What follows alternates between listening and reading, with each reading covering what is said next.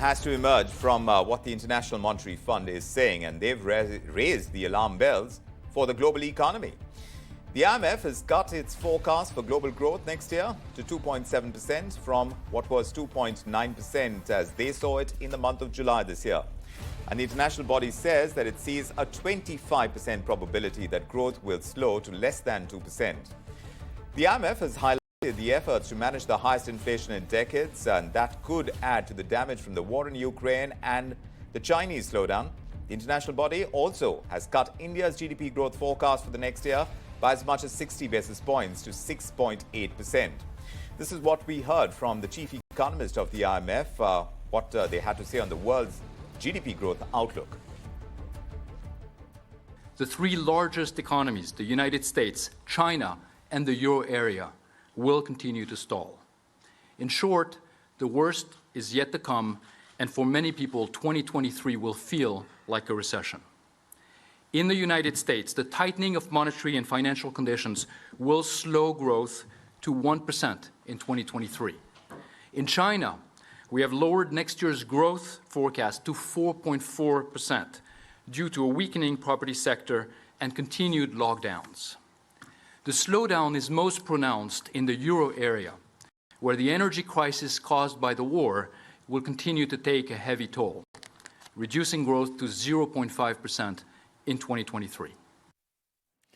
All right, so that's what we heard from the IMF earlier this evening. Let's get perspective on everything that the report says and what we've been hearing. Peter Cardillo is joining us for that, Chief Market Economist at Spartan Capital, and Mythili Bhusnurmath, our consulting editor, also with us this evening. Great to have you both. Peter, the IMF says the worst is yet to come. It sounds like a rather dire prediction. Is it fear-mongering, like one of my earlier guests this evening told me on ET Now, or do you think the recession is going to be rather severe? Yeah, well, I think, they avoided the word recession, but yet they said the worst is yet to come. Obviously, the global economy is headed towards a recession. The question is, how steep will it be? If the central banks around the world continue to tighten, then I'm afraid to say that the recession may last longer than we previously thought. Up until now, I've been predicting a recession here in the States, and probably already in the recession, a rather mild one. But if the central banks if the Federal Reserve continues to raise rates and others follow suit, then it's hard to escape a more pronounced global recession. Mythili, the IMF has cut India's FY23 growth forecast by 60 basis points to 6.8%, and that actually takes it below the forecast by the Reserve Bank of India. So, A, do you agree? And B, what do you put down the slash growth forecast to? Well, the IMF is pretty clear, and I think most observers would also agree that the reduction in the forecast and our prospective growth is entirely because of external demand. Because if you see the whole world going into a recession, then certainly demand will be affected.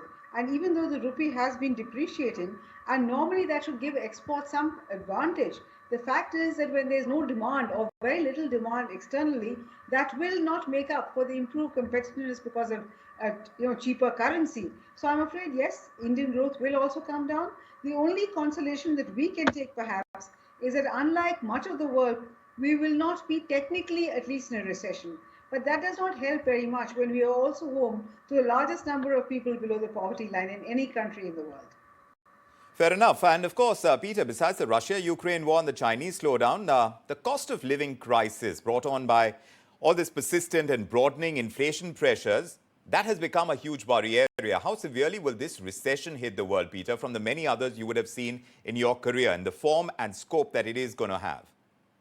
Yeah, well, I think what you're hinting at is stagflation in a recession, which is probably the worst case scenario that a consumer can endure during a recession, because you still have elevated rates of inflation. And by the way, the IMF did point that out, that the inflation will remain elevated, even though they indicated that it's probably going to peak in this quarter.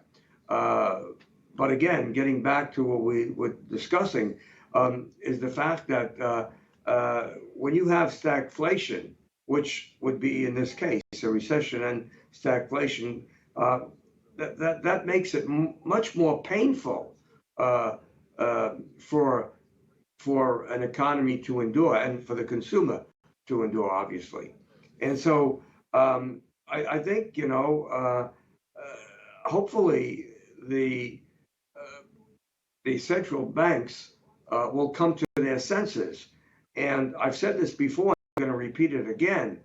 The reason why we're in this debacle is because of the Federal Reserve and other central banks, which were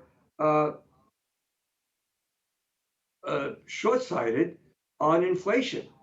They kept injecting money into the system, thinking that that would not create inflation. Let me take that But across to unfortunately- Mythili. Mythili, do you think the Reserve Bank here in India has done a better job, or do you think we've come late to controlling the rising prices too?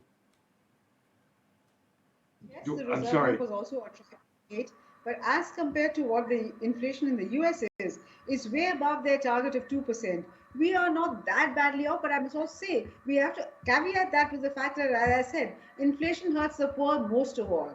And we've seen that food inflation in India has been one of the driving forces for this high inflation. So not only does inflation hurt the poor the most, when you have high inflation, it is adding insult to injury to the poor. So I would say that yes, the Reserve Bank has been better than other central banks, notably the Fed, in terms of the fact that the excess over the target range of 2 to 6% has been in the range of 7 to 8% maybe, but not like the Fed. But at the same time, we always have to remember that food inflation and inflation hurts the poor the most. And India, as I said, is home to the largest number of poor. But Vikram, if I can just add, I think perhaps the most worrisome prediction as far as India and the IMF is concerned is the fact that they predict that India's current account deficit will be 3.5%.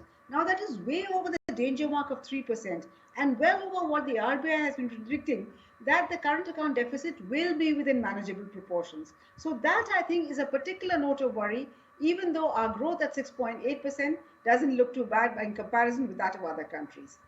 Right, so it's a current account deficit that seems to be a bigger worry area. And also, Mythili, while you're talking about the impacts over here, what about the jobs market? Do you reckon that 2023 is going to see the kind of layoffs or the limited career opportunities at least, like the kind we experienced through the pandemic years of 2020 and 21? Vikram, one of the problems that India has been experiencing over the past many years, and this is not a recent phenomenon, is that a great deal of our growth has been what we call jobless growth. And even whatever growth opportunities have been there is largely been restricted to the most skilled section of the population. Like you will see the growth in the services sector, that has been pretty strong. And that comes from employing skilled people. Manufacturing sector, which is perhaps a sector which can give productive jobs to people who are less skilled, that we have not seen growth happening. Agriculture is where productivity is very low, and that continues to host a large number of people. So that really is our bigger worry, that unless manufacturing picks up, we're not going to be able to deliver the kind of jobs that our people deserve. Of course, we have issues of skilling our population. That is another story. Well, we'll keep watching central bank action on how they battle inflation. But as far as the IMF is concerned, they have said that it will be best if central banks of emerging and developing countries let their exchange rates adjust and conserve foreign exchange reserves for when conditions worsen. As far as the RBI is concerned, perhaps we may need to tread more on the side of caution with all the intervention that we've done with the falling rupee. But that's room for another discussion. Running out of time. But thanks very much, Mythili and Peter, for joining us on this discussion on the IMF's global growth forecast and the financial stability report.